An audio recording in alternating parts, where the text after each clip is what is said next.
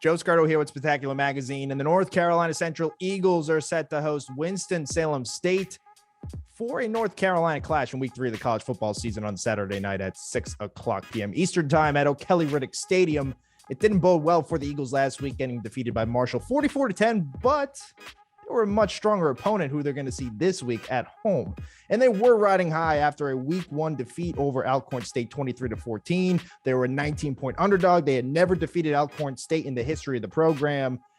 And then they hit a wall against Marshall. But I think they're going to come back. And I think it's all up to Davius Richard, the signal caller for the Eagles, a mobile quarterback who could do it both with his arms and his legs. And I don't think Winston-Salem State will have an answer for him. Plain and simple. You look at their 10 games they played last year, they compiled a record of 4-6, and their defense gave up 20-plus points in all 10 games. This defense is not good.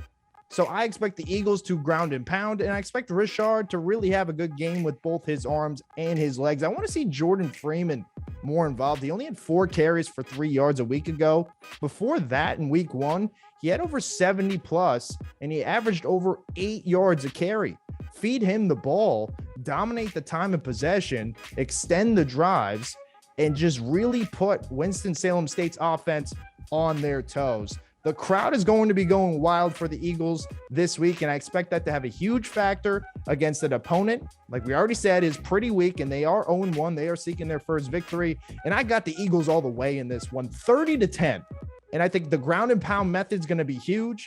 Richard's going to be huge, and the fans, it's going to play a factor here. So I got the Eagles 30-10, and they'll be rolling to 2-1, and they will have a 2-0 record at O'Kelly-Riddick Stadium, which they naturally, historically, are pretty good when they're playing in front of their home crowd.